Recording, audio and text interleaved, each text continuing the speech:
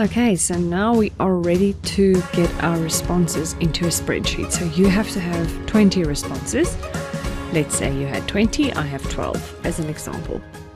So first thing I would say when you have enough responses is just switch the accepting responses button off. And if you want, you can put a custom message in there, and then you can go to create spreadsheet. New spreadsheet is fine, create.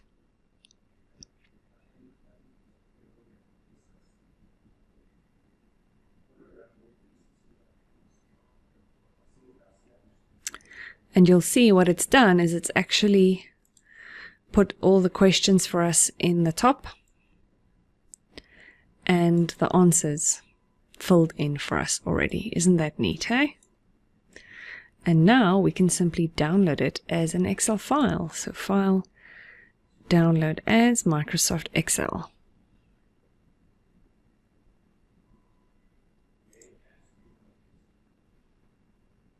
Okay.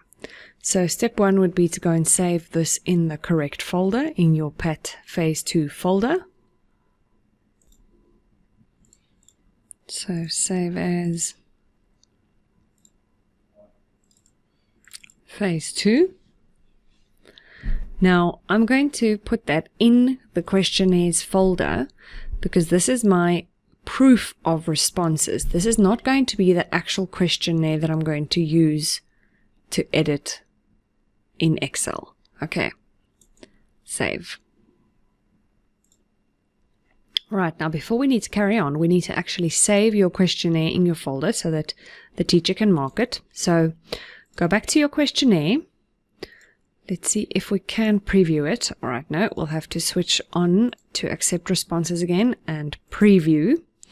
We have to save the preview format. Okay, so I'm going to go File, Print, and please be careful here.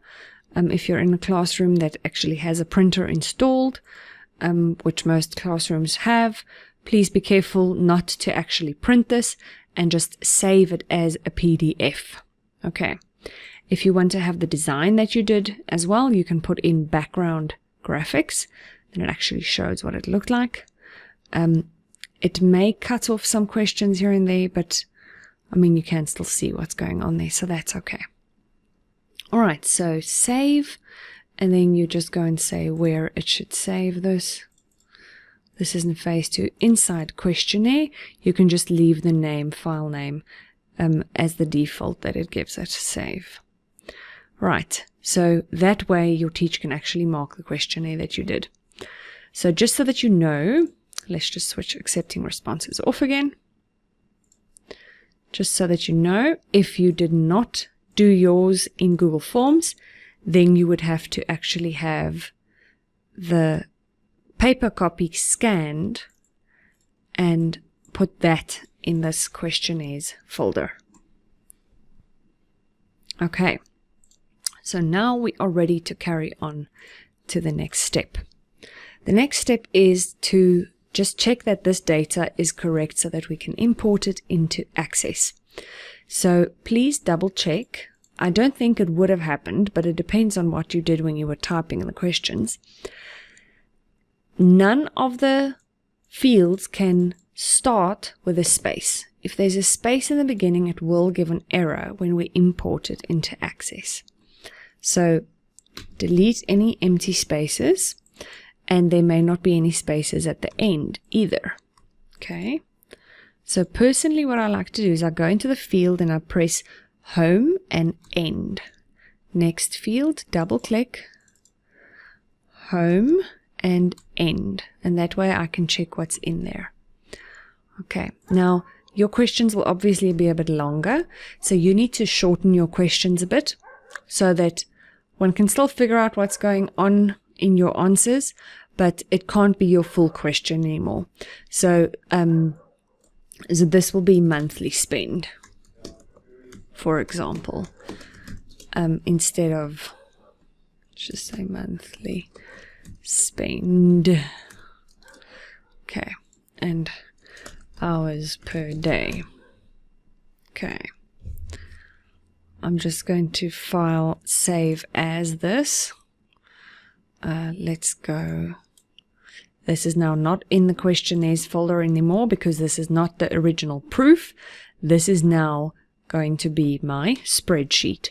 So this will be my eHealth questionnaire analysis. Okay. What social media do you use? So I don't actually have to keep it as a full question. It's just going to be social media use. Don't shorten it too much, but you can basically shorten the questions quite a bit. And then please double check if you press the home button on your keyboard and the end button, that there are no spaces at the beginning or the end. You'll also notice that I took out the question marks at the end of each question. Okay, so now this questionnaire data is actually now in the format that I can use to import into Access. So I'm going to do that now.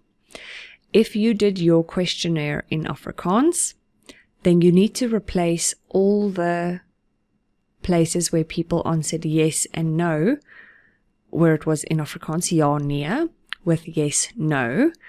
And please do it per column so that you don't accidentally actually replace a part of their name. Say the guy's name was Janu, that it becomes yes, nu. So do it per column, do a find and replace, and actually replace all the nee with no and ja with yes. Alright, I'm actually going to remove these two columns since nobody answered anything there, and the spreadsheet is now correct and I can import it into Access. So I'm going to save it and I'm going to close it. Now I'm going to create a new Access database. Right click, new, Access, give it a meaningful name.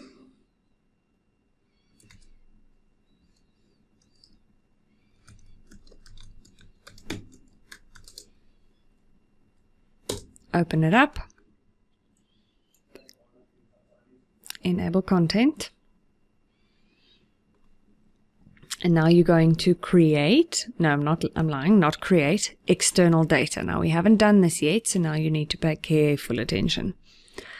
We are going to import the Excel spreadsheet. It has to be closed, saved and closed. So it's a new data source from file Excel. Now, depending on the version of Excel that you're using, it might look a bit different, but you'll have an import side and you'll have an export side. And on the import side, you need to go and look for the button that says Excel. So we're importing an Excel spreadsheet. Now, you go and look for the file, Browse. So remember, it's not the one inside questionnaires. It's the one that we've fixed up and shortened the headings. And we are going to import it into a new table, into the current database. Okay. It might give you a security error. That's fine. We're going to say open.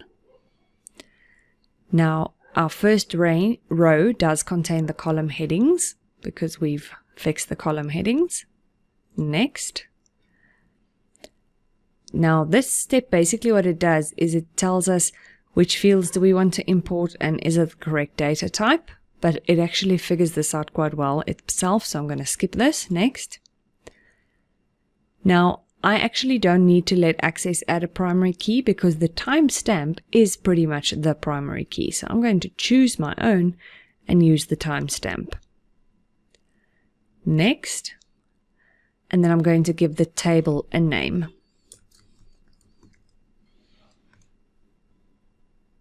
You can give it a different name as well. It's just basically the people's answers, whatever you want to call it. Finish.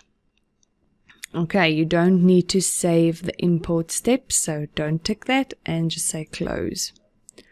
So there you have a table.